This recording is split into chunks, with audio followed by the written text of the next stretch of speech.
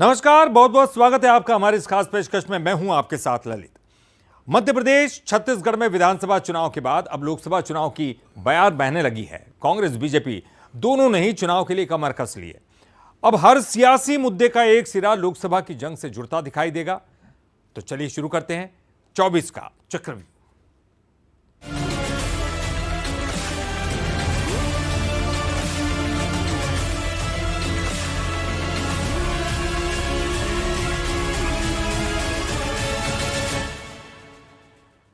लोकसभा चुनाव से पहले कांग्रेस राममय नजर आने लगे। बीजेपी की राह पर निकली कांग्रेस मध्य प्रदेश में राम यात्रा निकालने जा रही है। प्रदेश अध्यक्ष जीतू पटवारी ने इसकी घोषणा की तो प्रदेश की सियासत गर्मा गई। राम यात्रा निकालेगी कांग्रेस पार्टी और मंदिर जाएगी और दर्शन करेगी मध्य प्रदेश में। पर मोदी जी कहेंगे, शिवराज जी कहेंगे, मोहन यादव कहेंगे, तब करेंगे। पीसीसी चीफ जीतू पटवारी का ये ऐलान बताता है कि 24 के लोकसभा चुनाव से पहले कांग्रेस राममय हो रही है। अयोध्या में भव्य राम मंदिर की प्राण प्रतिष्ठा के बाद देश राममय है। शायद यही वजह है कि मध्य प्रदेश कांग्रेस भी अब राम के रंग में रंगने जा रही है। 24 के चुनाव से पहले एमपी कांग्रेस राममय होगी। मध्य प्रदेश कांग्रेस निकालेगी राम यात्रा। पीसीसी चीफ जीतू पटवारी का बड़ा ऐलान। रामलला के दर्शन भी करेगी कांग्रेस। यात्रा में केंद्र राज्य सरकार से वादे पूरे करने के लिए कहेगी। राम यात्रा के जरिए महंगाई कम करो का संदेश देगी। बेरोजगारों की बात उठाएगी कांग्रेस। केंद्र राज्य से किसानों के लिए वादे पूरे कराएगी। मोदी के वादों को पूरा कराने की गुहार लगाएगी कांग्रेस। यात्रा के दौरान प्रार्थना करेंगे कि भगवान राम के वादों को पूरा कराया जाए। राम के सहारे जीत की उम्मीद में है कांग्रेस। 2019 की सीटों के आंकड़े को बढ़ाना कांग्रेस के लिए बड़ी चुनौती है। 2019 में सिर्फ छिंदवाड़ा सीट ही जीत पाई थी कांग्रेस। 24 के लोकसभा चुनाव में कांग्रेस के सामने छिंदवाड़ा का किला बचाने के साथ ही सीटों की संख्या बढ़ाना चुनौती है। शायद यही वजह है कि बीजेपी पर निशाना साधते हुए जीतू पटवारी राम नाम की धुन गा रहे हैं। मंदिर राम के जाना है, राम लला के दर्शन करना है, बार बार करना है, हर बार करना है, 1 लाख बार करना है और करेंगे। ये हमारी आस्था का विषय है, करेंगे ही। राम यात्रा निकालेगी कांग्रेस पार्टी और मंदिर जाएगी और दर्शन करेगी मध्य प्रदेश में। पर मोदी जी कहेंगे, शिवराज जी कहेंगे, मोहन यादव कहेंगे, तब करेंगे। हमें हमारे माता पिता के पैर लोगों को बताने के लिए चुना है कि आस्था और सम्मान के लिए चुना। लोकसभा चुनाव से पहले कांग्रेस की राम यात्रा पर बीजेपी प्रदेश अध्यक्ष वी.डी. शर्मा ने जमकर निशाना साधा।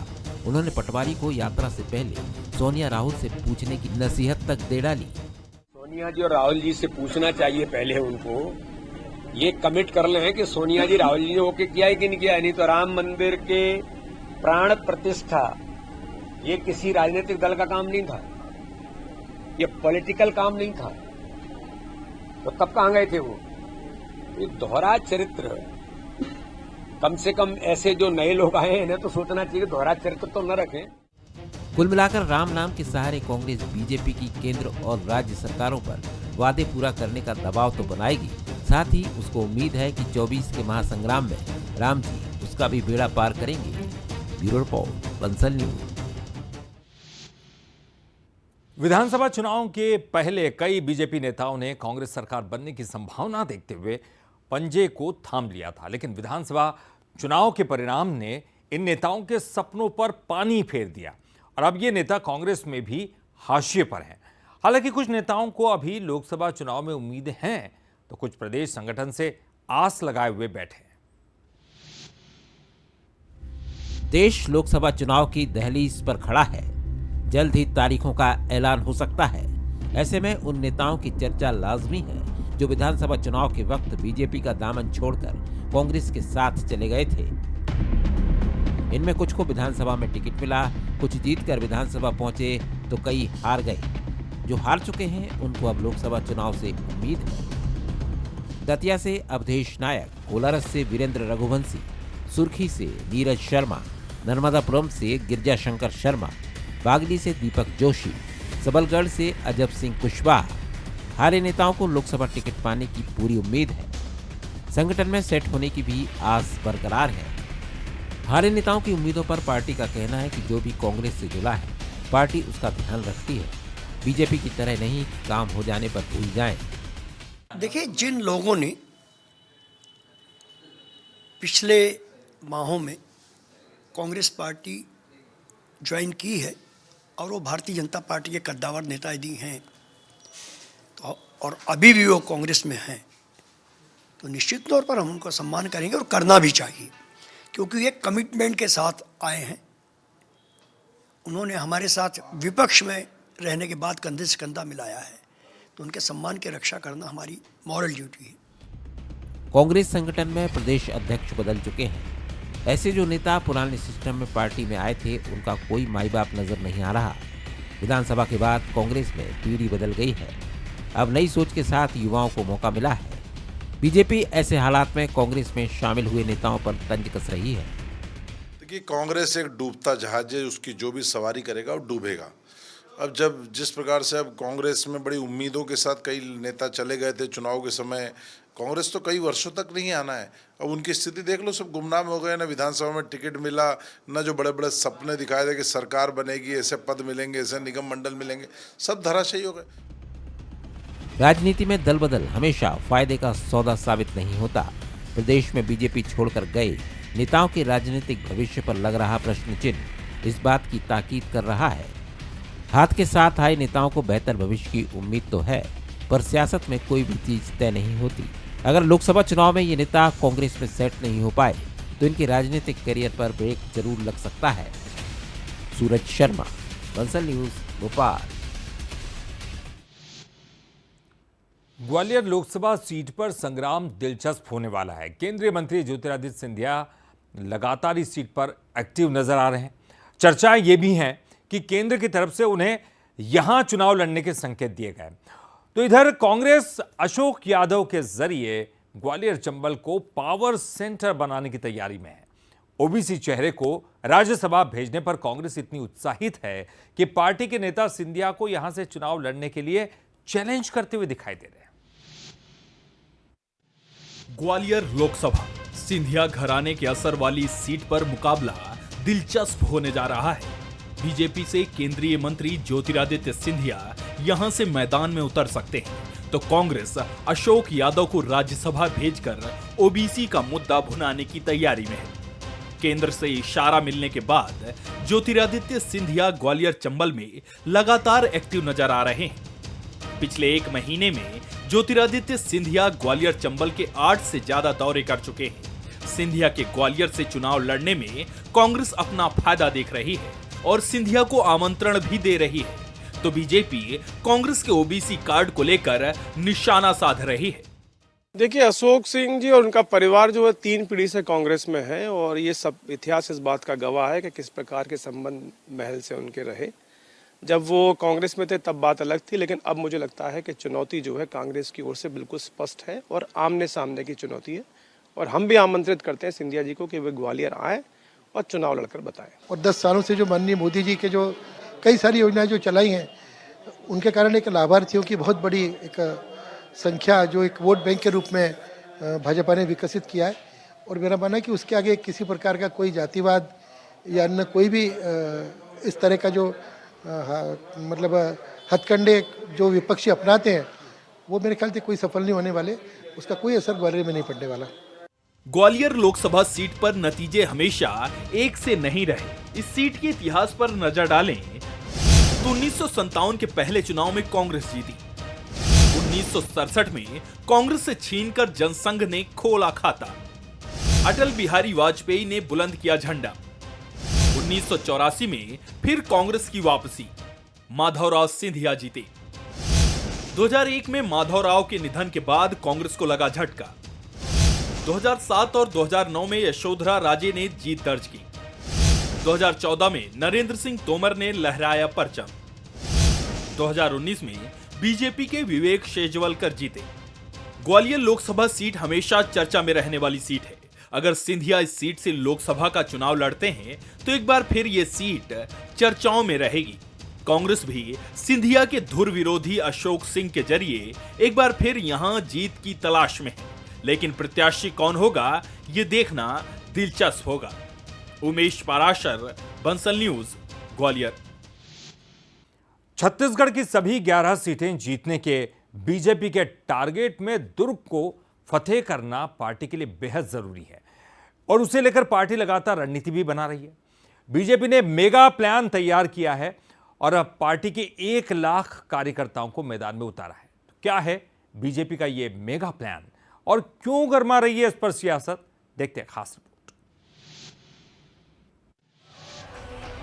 छत्तीसगढ़ में बीजेपी के योद्धा मैदान संभालने जा रहे हैं। 1 लाख कार्यकर्ता 25 फरवरी से मोर्चा संभालेंगे, जो 40 लाख लाभार्थियों से सीधे मुलाकात कर केंद्र सरकार की योजनाओं का फीडबैक लेंगे। बीजेपी का दावा है कि 40 लाख लोग छत्तीसगढ़ में केंद्र की किसी न किसी योजना का लाभ ले रहे हैं, जिनसे सीधा संपर्क कर जानकारी ली जाएगी कि वही लाभार्थी है या उनके नाम पर कोई और योजनाओं का लाभ ले रहा है। सीधे तौर पर लोकसभा से पहले बीजेपी का ये बड़ा प्लान है, जिससे आने वाले चुनाव में बीजेपी को सीधा फायदा मिलेगा।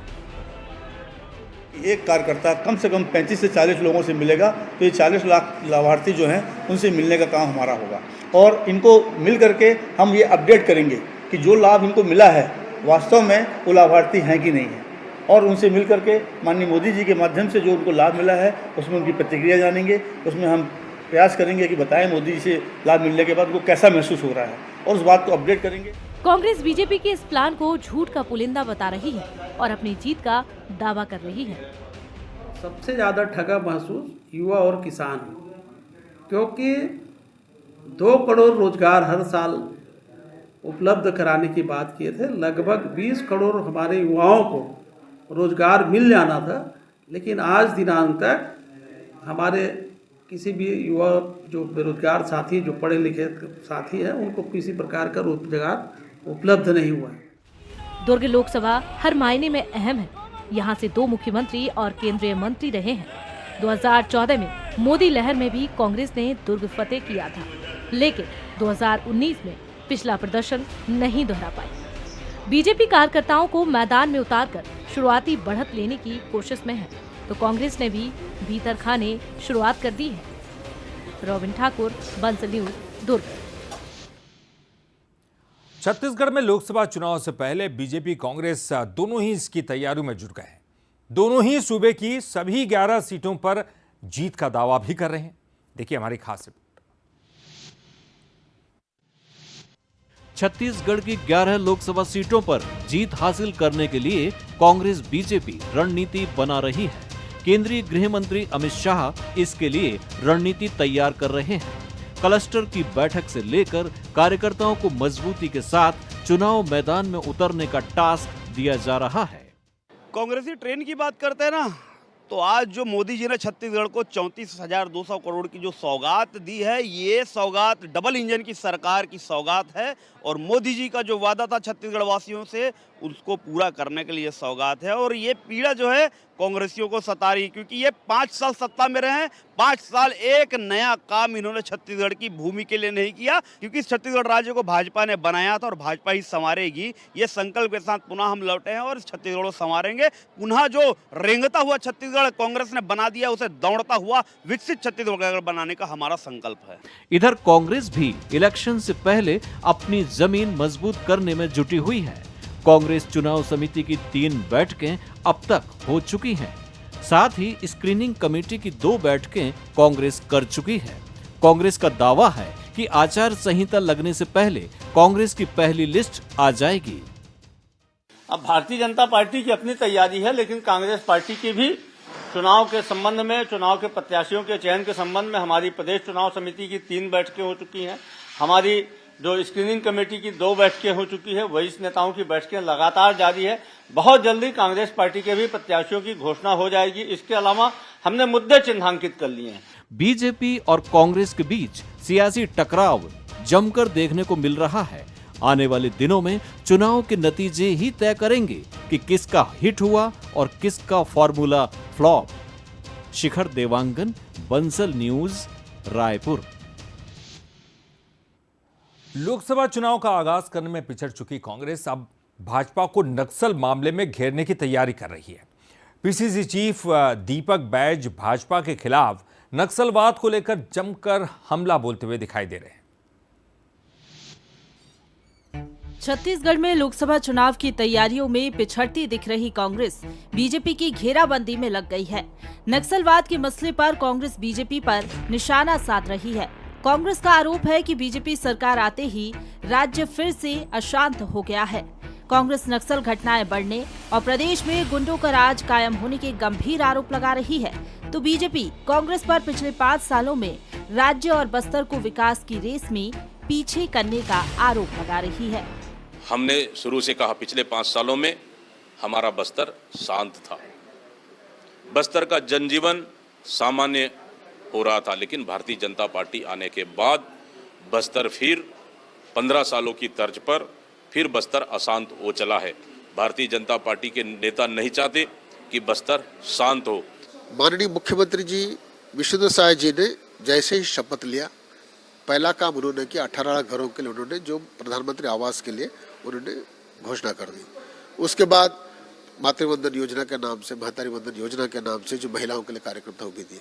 धान की खरीदी के लिए, धान के बोनस के लिए जो हमने चुनाव में घोषणा पत्र जो मोदी जी के वादा के नाम से किया था, और जितना तेजी से, अभी 2-2.5 महीने भी नहीं हुए चुनाव के हमारे, और 2-2.5 महीनों में जिस तरीके से अभी तेंदुपत्ता बोनस का वितरण भी कर दिया, मतलब बात कर दिया 5,500 रुपये का, तो ये बहुत ही ट्रेमेंडस बात है। हम अपने विकास, अपनी सक्षमता और विश्वसनीयता को लेकर आगे जाएंगे। कांग्रेस का कहना है कि उसके 5 साल के शासनकाल में बस्तर में शांति थी।